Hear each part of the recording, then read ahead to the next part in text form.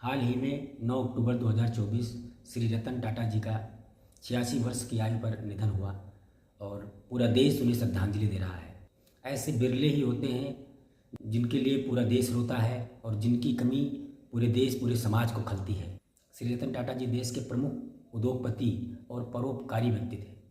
1991 से 2012 तक टाटा की होल्डिंग कंपनी टाटा सन्स के अध्यक्ष रहे, जिसके दौरान उन्होंने समूह को सफलता और वैश्विक मान्यता की नई ऊंचाइयों तक पहुंचाया। व्यवसाय या बिजनेस से परे श्री रतन टाटा जी को उनके सामाजिक उत्तरदायित्व और सतत विकास के प्रति उनकी प्रतिबद्धता के लिए जाना जाता है, जो टाटा ट्रस्ट जैसे पहलों या इनिशिएटिव के माध्यम से स्पष्ट है, जो स्वास्थ्य सेवा, शिक्षा, ग्रामीण विकास और गरीबी के उन्मूलन पर ध्यान केंद्रित करती है। रतन टाटा के दूरदर्शी नेतृत्व, व्यवसाय और सामाजिक उन्नति के प्रति अटूट समर्पण ने उन्हें व्यापक प्रशंसा और अनेक पुरस्कार दिलाए, जिससे समकालीन इतिहास में भारत के सबसे प्रभावशाली व्यक्तियों में से एक के रूप में उनकी विरासत मजबूत हुई।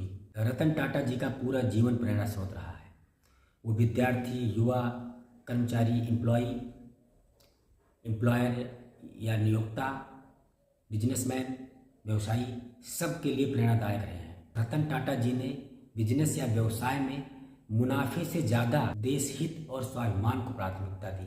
जिस तरह से देश भर में लोग टाटा रतन जी की सादगी और प्रेरणादायक जीवन और कार्यों को याद कर उनकी सराहना कर रहे हैं, भारतीय इतिहास में अभी तक कोई भी ऐसा बिजनेसमैन, नियोक्ता या एम्प्लॉयर नहीं हुआ। वीडियो में आगे श्री रतन टाटा जी के द्वारा कहे गए कुछ सुविचारों पर चर्चा करेंगे, जो हर व्यक्ति को अच्छा करके एक सफल जीवन जीने के लिए प्रेरित करता है। जैसे सबको साथ लेके चलना, कठिनाइयों में घबराने के बजाय हिम्मत रखना और फैसला या निर्णय आपने जो भी लिया हो उसे सही सिद्ध करने के लिए जोर तोड़ से मेहनत करना। वो कहते हैं कि यदि आपको तेज चलना है तो अकेले चलें और दूर तक जाना है तो लोगों के साथ चलें। कि जीवन में उतार चढ़ाव या ऊंच नीच का होना भी ज़रूरी है, ताकि हम आगे बढ़ते रहें, चलते रहें।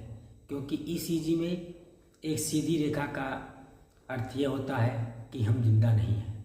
नेतृत्व या लीडर का अर्थ प्रभारी होना नहीं है, बल्कि आपके नेतृत्व या प्रभार में आने वाले लोगों के भलाई या देखभाल के बारे में है। सर्वोत्तम लीडर वे होते हैं जो अपने से अधिक बुद्धिमान सहायकों या सहयोगियों को अपने साथ रखने में रुचि रखते हैं। सफलता का संबंध मंजिल से नहीं है, बल्कि यात्रा से है। सफलता को अपने दिमाग में कभी घुसने मत दो और असफलता या हार को अपने दिल में बसने मत दो। वैसे तो हर व्यक्ति को या हर सफल व्यक्ति को जीवन के एक पड़ाव में, ज़्यादातर आखिरी पड़ाव में एहसास हो जाता है कि उन्हें जीवन भर नैतिक, अनैतिक या किसी भी तरह से धन या भौतिक चीज़ें इकट्ठा की वो व्यर्थ है, सब यही छोड़ के जाना है। केवल उसके अच्छे कर्म और व्यवहार ही सदियों तक याद किए जाते हैं और दुनिया में धरती पर रहते हैं। और ये बात शायद श्री रतन टाटा जी को बहुत पहले ही एहसास हो गया था, तभी तो उन्होंने कहा, एक दिन आपको एहसास होगा कि भौतिक वस्तुओं का कोई मतलब नहीं। जो चीज़ मायने रखती है वो है उन लोगों का खुश और स्वस्थ रहना जिनसे आप प्यार करते हैं। श्री रतन टाटा जी ने कहा कि मैं जो करना चाहता हूँ वो ये है कि मैं अपने पीछे ऐसी कंपनियों का समूह छोड़ जाऊँ जो नैतिकता और मूल्यों के संदर्भ में अनुकरणीय, फॉलो करने योग्य तरीके से काम करें और जो हमारे पूर्वज छोड़ गए थे उसे जारी रखें। पर अंत में दो और प्रमुख सुविचार जो उनके द्वारा कहे गए, जो मुझे बहुत प्रिय और प्रेरणादायक है, मेरे लिए शायद सबको प्रेरित करते हैं, वो बताना चाहूँगा। वो कहते हैं, मैं सही निर्णय लेने में यकीन नहीं करता, मैं फैसला करता हूँ और फिर उसे सही बनाता हूँ। श्री रतन टाटा जी कहते हैं, हमें कभी भी अपनी जड़ें नहीं भूलनी चाहिए। हम जिस जगह से आते हैं उस पर हमें हमेशा गर्व होना चाहिए और उसकी भलाई के लिए कार्य करने के लिए तत्पर रहना चाहिए। वीडियो पूरा अंत तक देखने के लिए बहुत बहुत धन्यवाद।